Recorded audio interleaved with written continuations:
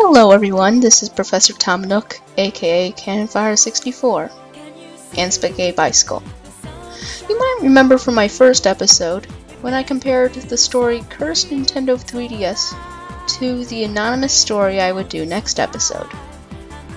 With that, I look at a more popular creepypasta about the Tails doll and the curse it carries.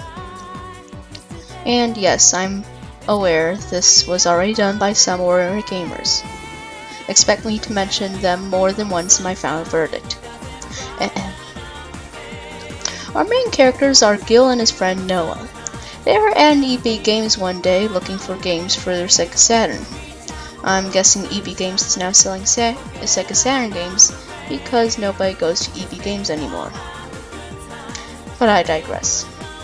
While there, they found a copy of Sonic R, a Sonic racing game without hoverboards. Noah then heard the store clerk say, "Take the game with you." Noah and Gil were so excited about getting this game for free that they dropped all the games they were looking at and ran back home. Now here's where the story starts to depart from logic. Right now you're watching footage of Sonic R.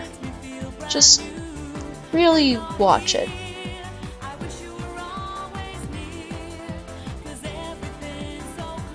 Just really watch it.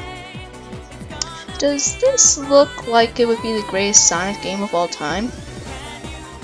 I thought not. They got home, put the game in the Sega Saturn, and when it booted up they didn't see Sonic or Knuckles, but something that looked like Tails. Noah thought that someone had hacked it. Gil, however, knew it was something more than a hack game. Much more evil. Evil! The first time they entered a course, it was colored black and dark red. The music playing was Can You Feel the Sunshine, but backwards. I have the song playing right now, actually. Doesn't sound like it would be in a Sonic game, though.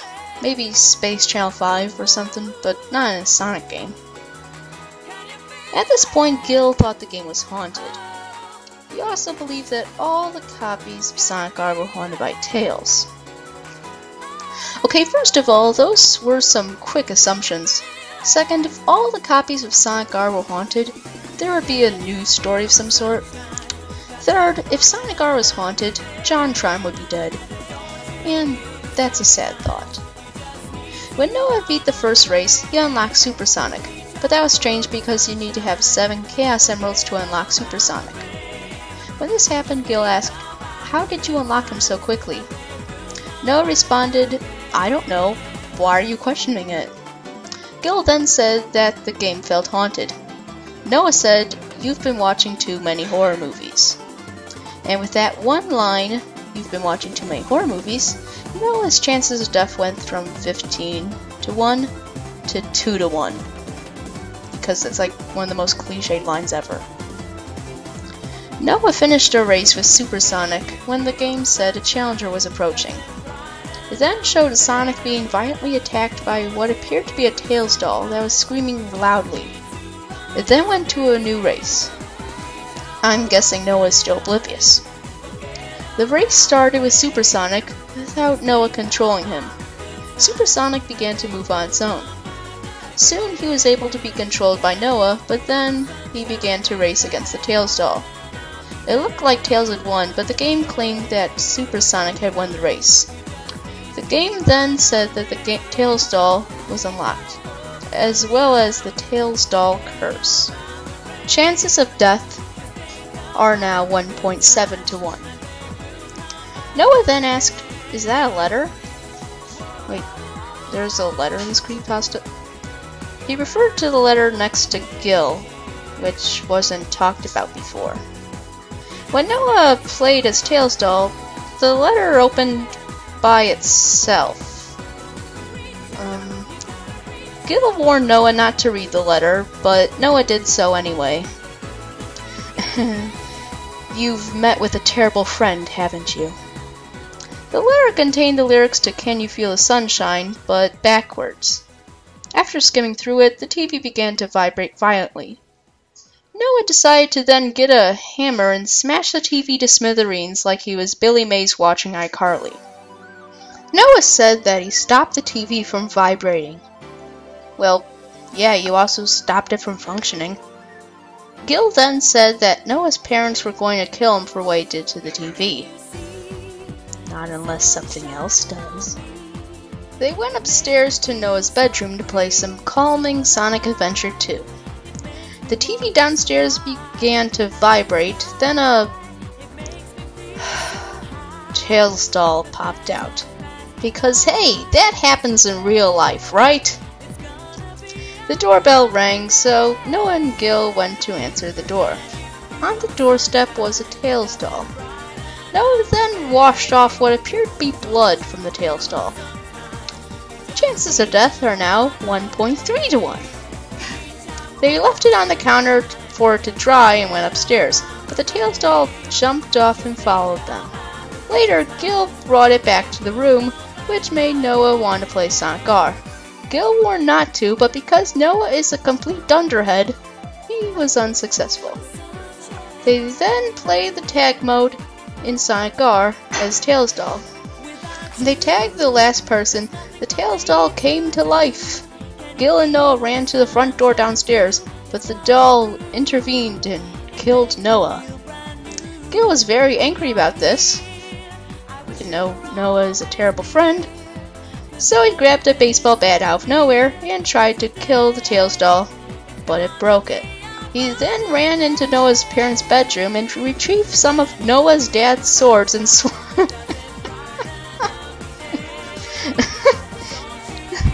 I'm sorry. Are you serious, Creepypasta? Are you serious? Of course not. Either way, the weapons didn't work and Gil was slaughtered. The Tails doll jumped back into the TV before the police arrived.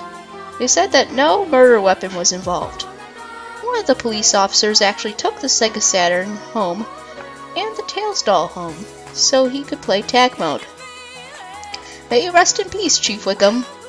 Well, I assume you're Chief Wiggum. You have the competence of him.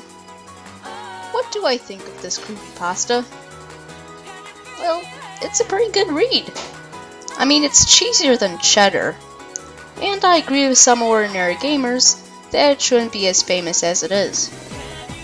But I still enjoyed reading it. What were some good things? You know, I can't really say what were the good things, because I enjoy this because it's, well, so bad it's good. It's basically a 1950s B-movie horror set in 2012. Here's a fun fact. Cursed Nintendo 3DS actually came out before Tails Doll Curse. Just saying. I guess if I had to say something good, it would be the creepiest of most of the story. Stupid dialogue aside, what happened in the game is creepy without going overboard by adding gore and Sonic being strapped to a torture device. Which of course brings me to the bad part of the story. The ending. Some ordinary gamers, again, said that they think the ending shouldn't be there. Or doesn't need to be there, as the story did need to have some sort of gore element to it. While I agree with the gore element part, I think that the ending is probably the only one the writer could have really gone with. It's a cheesy story, so the cheesy doll coming to life ending fits. It's a admittedly stupid ending though. On a scale of 1 to 10, I give this a 7 out of 10. It may be cheesy, but something makes it feel like a good and successful creepypasta. Mainly the creepiness of the video game, but it does have a stupid ending. Well, this has been Creepypasta Universe. If you have any requests, send me a link to the creepypasta via YouTube. I'll be doing some Christmas music soon as well. This is Professor Tom Nook. See you next time.